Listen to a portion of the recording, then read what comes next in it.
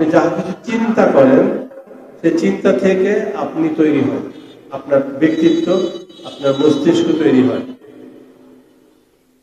আপনি যা কিছু চিন্তা করেন সেটা আপনাকে কোথায় নিয়ে যায়, যে কোনো একটা চিন্তা আপনাকে কি করে।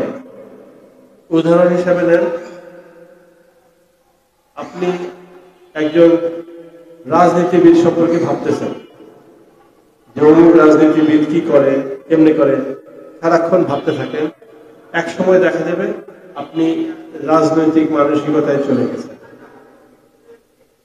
আপনি একজন গায়ক সম্পর্কে ভাবতেছেন, সে কত সুন্দর গান গায়, এই গান করে, এই ধাঁচের গান করে, এই সুর, এই লয়, এই তাল, এই রাগ, এই সমস্ত কিছু আপনি তার গান নিয়ে ভাবতে ভাবতে ভাবতে ভাবতে একদিন দেখবেন আপনি ওই বিষয়ের গানের উপরে আপনিও কম বেশি গানের এক্সপার্ট হয়ে গেছেন। গলা যদি নাও হয় কিন্তু গানের বোদ্ধা বা বুঝতে শিখে গেছেন। ধরেন আপনি একজন বৈজ্ঞানিক সম্পর্কে ভাবতেছেন, আপনি একসময় বিজ্ঞান সম্পর্কে জ্ঞানী হয়ে যাবেন। তাহলে আপনার কি হওয়ার ইচ্ছা? আপনার কি হওয়ার ইচ্ছা?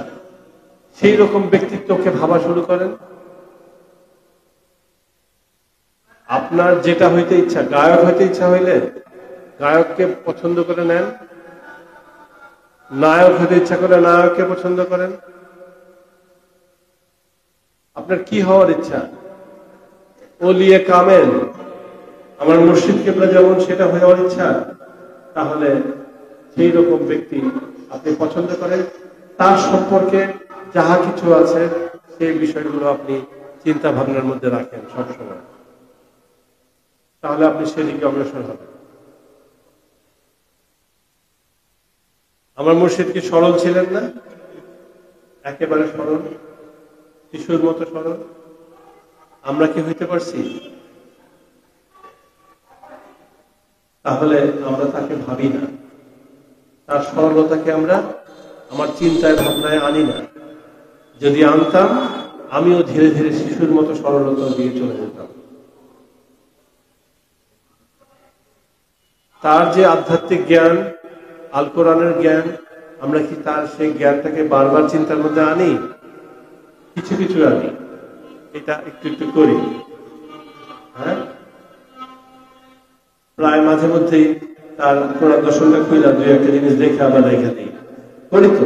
তাহলে হ্যাঁ, এইটা হয়তো কিছু কিছু আসবে আমার কাছে। যত বেশি করব তাহলে তার এই কোরআনিক জ্ঞানটা আমার মধ্যে আরো বেশি আসবে। তার স্বভাব চরিত্র কেমন আমি দেখছি, যতটুকু দেখছি, তার চিন্তা ভাবনা কেমন যতটুকু দেখছি। আমি যখন কোনো একটা বিপদে পড়ি, ভাবি যে কি করব। আচ্ছা, আমার মুর্শিদ যদি এখানে থাকতেন, উনি আমাকে কোনটা বলতেন করতে, যে এটা করো। আমার বুদ্ধিতে যতটুকু কুলায়, আমার মনে হয় আমার মুর্শিদ ওইটা করতে বলতো। তখন কি করবো? আমি ডিসিশন নিতে পারলাম না, তো ডিসিশন নিব কেমনে? আমার মুর্শিদ তাহলে এটা বলতেন, আমি ওইটা করবো। ওইটা করে যদি আমি মরেও যাই, অসুবিধা কি? আমার মুর্শিদ যেটা করতে বলছে আমি সেটা করছি। এখন মনে নেই, কিন্তু আমার মনে হয় উনি এটা বলতেন। আমার ডিসিশনটা ওইভাবে নিতে হয়েছে। আমি আমার মুর্শিদকে যতটুকু চিনি, সেই হিসাবে আমার মনে হয়েছে উনি এইভাবে ডিসিশন দিবেন। এই যে আপনি যাহা হইতে চান,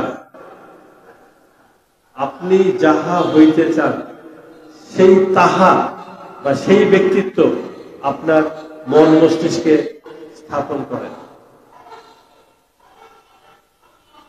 আপনি যাহা হইতে চান, আপনার মন মস্তিষ্কে সেই রকম ব্যক্তিত্বকে স্থাপন করেন, সেই রকম ব্যক্তিত্বের চরিত্র আপনি চিন্তা ভাবনা করেন, আপনি আস্তে আস্তে তাহা হয়ে যাবেন।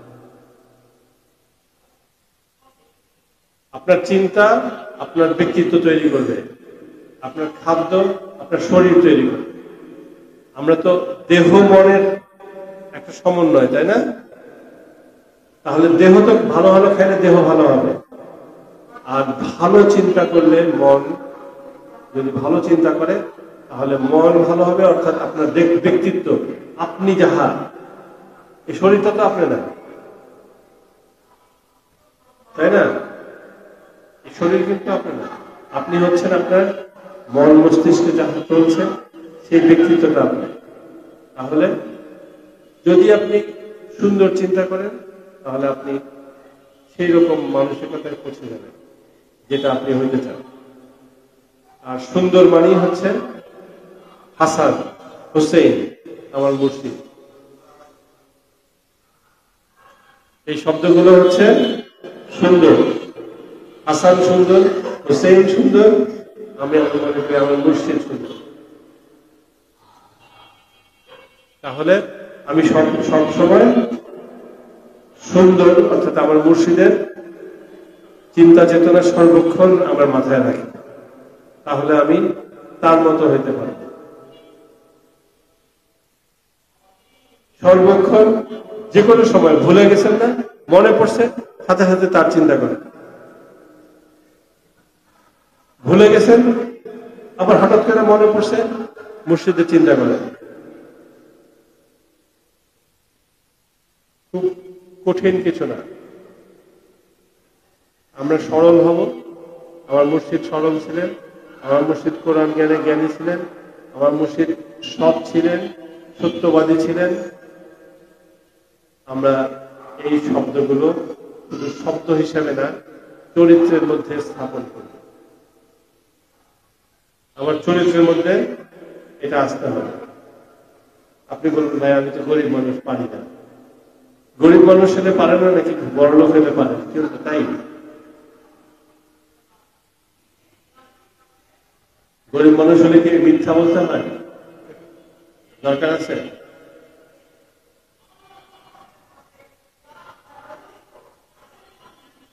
কেন বললাম?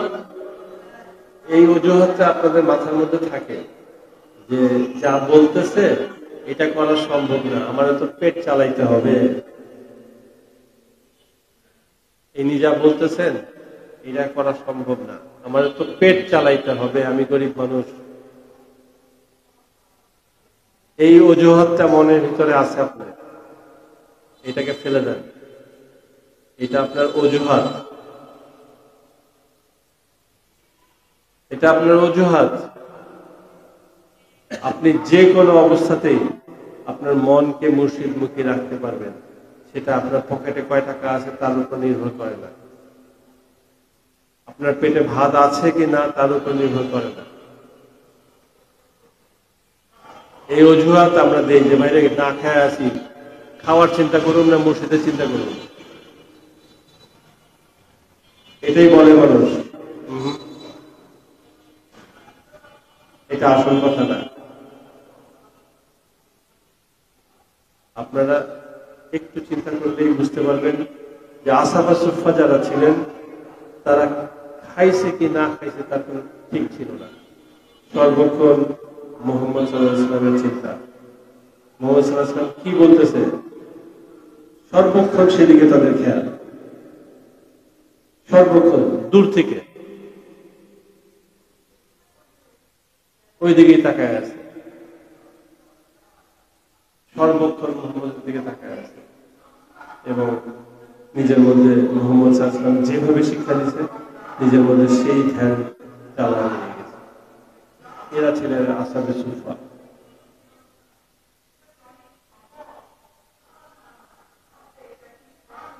তাহলে আমরা অতিরিক্ত কথা বর্জন করব, অতিরিক্ত কথা বর্জন করব, আমরা কমের কথা বলবো, কমের কথা বলবো। আমরা অতিরিক্ত চিন্তা বর্জন করব। অতিরিক্ত কোনো কিছু হচ্ছে রেবা, তাই না? প্রয়োজনের অতিরিক্ত যাহা কিছু সব রেবা, চিন্তাও রেবা, কথাও রেবা। আর জিনিসপত্র, টাকা পয়সা, বাড়ি ঘর এগুলো যদি বেশি থাকে সেটা তো রেবা হবে অতিরিক্ত হলে। প্রয়োজনের অতিরিক্ত যাহা কিছু সকল কিছু রেবা, তাহলে আমরা যদি সেটাকে একটু সাবধানতার সাথে দেখি, তাহলে অন্ততপক্ষে কথা, চিন্তা এগুলোর রেবাটা আমরা কমাই নিয়ে আসি না। তারপর দেখবেন ধীরে ধীরে আপনার মধ্যে সরলতাও আসতেছে, জ্ঞানও আসতেছে। আমরা এই অনেক কথার মাঝখানে, অনেক আওয়াজের মাঝখানে কিছু কথা বলছি, আপনারা বুঝছেন কি? হ্যাঁ, শুনতে পাইছেন? সবাই বুঝতে পারছেন না? আপনারা বুঝতে পারছেন? মাইক্রোফোনে বলার কারণে কিছুটা হয়তো শব্দটা শুনতে পাইছেন। আমরা আজকের এই কথাগুলো এখানেই শেষ করি, আমরা আবার আরেকদিন কথা বলবো। আর যদি আপনাদের কোনো কথা থাকে আমরা কিছুক্ষণ শুনতে পারি। আমার এখানে শেষ করি।